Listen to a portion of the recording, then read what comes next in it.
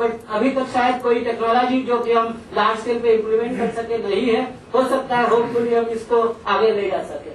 Okay, और यदि आगे हम इसको यदि हम पानी का कंजम्पशन कम कर दे एग्रीकल्चर में, क्योंकि यदि मैं ऑर्गेनिक मैन्योर पानी सॉइल की सीमेंटिंग कैपेसिटी बढ़ेगी, उससे डस्ट नहीं निकलेगी, इरिगेशन फ्रीक्वेंसी कम होगा। कल जैसे सिद्दीकी साहब ने कहा irrigation is a major culprit, पर इरिगेशन को हम बंद भी नहीं कर सकते, that is my major thought. What I can think of is how do I increase my yield with less frequency of irrigation, less application of water, और उसके लिए मेरे को सॉइल की कंडीशन प्रोटेक्ट करके, so there is a need कि large scale biomass जो मेरा जनरेट होता है वो मैं उसको खेती में वापस करूं, और तभी मेरी सॉइल की फर्टिलिटी जो है वो निरंतर बनती रहेगी।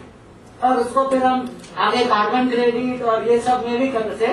So the salient point that I want to emphasize on, segregation at source and complete isolation of human excreta and other solid residues from fresh water is a must, and this is what we should target. अब ये बात जरूर है कि हम तुरंत कर नहीं कर सकते हैं उसको कई जगह, पर जहाँ कर सकते हैं वहाँ तो करना ही चाहिए। Fortunately 70% of our population is still rural population, और अर्बन लोग समझते हैं हम ज्यादा होशियार है, पर मैं कहता हूँ urban people are the disease people. उनको ऑलरेडी कैंसर हो चुका है, कम से कम वो कैंसर की डिसीज हम अपने रूरल सेक्टर में न स्प्रेड करें, right? And this is what say we should think of in a very different way, okay?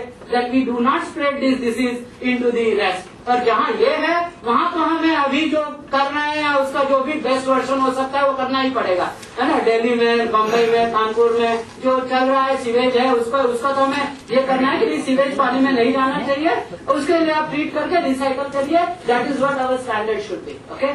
और ये नहीं है, लोग कहते हैं कि आप ये कैसे करेंगे। मैं ये कहता हूँ यदि किसी को कैंसर है, उसको हार्ट अटैक आया हुआ है, उसको यदि रामदेव जी बोले कि आप प्राणायाम कर लीजिए तो तुरंत मर जाएगा, और लोग बोलेंगे देखो प्राणायाम से लोग मर जाते हैं।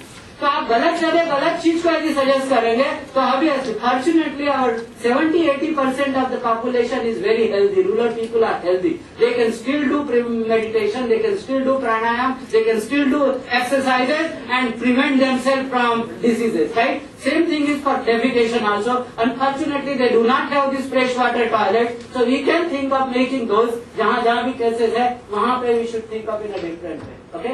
So utilization of organics, quality and target ये नहीं होना चाहिए कि मेरा सीवेज से जो स्लज निकलता है उसको खाद मान लीजिए। कोई फार्मर उसको खाद मानने को तैयार नहीं है। तो जब तक हम उसको ऐसी स्थिति में नहीं लाएंगे कि उसको क्वालिटी ऑर्गेनिक मैन्योर बना, तो उसका क्वालिटी पर ध्यान देना है। जैसे हम पानी की क्वालिटी पर ध्यान देते हैं, तो जो मैन्योर बना रहा है वो भी अच्छी क्वालिटी का बनाना है, और जब तक वो अच्छी क्वालिटी का नहीं बनाया वो फार्मर उसका एक्सेप्ट नहीं करेगा। तो ये हमारा एम्फेसाइज होना चाहिए। एंड एनर्जी को हमें डिफरेंट फॉर्म में देना चाहिए कि यदि मैं उसे फर्टिलाइजर दे रहा हूँ तो फर्टिलाइजर बनाने में जो एनर्जी लग रही वही तो मेरी एनर्जी बनी, तो मैं उसको इस फॉर्म में एनर्जी में देखूं। And should be made more labour intensive. इसमें हमें शर्म की बात नहीं आनी चाहिए कि मैं इस कार्य में लोगों को लगा रहा हूँ। यदि ये काम रिस्पेक्टेबल हो जाता है, एयरक्राफ्ट में लोग टाई और अच्छी साड़ी पहन के कर सकते हैं, तो यदि हम इसको इसमें लगाया तो क्यों नहीं कर सकते हैं। So we have to change the mindset of people, right? तो इसको एक गंदा काम नहीं समझना चाहिए कि it is just scavenging. If you do it in a modern way, it should not be a problem. It should be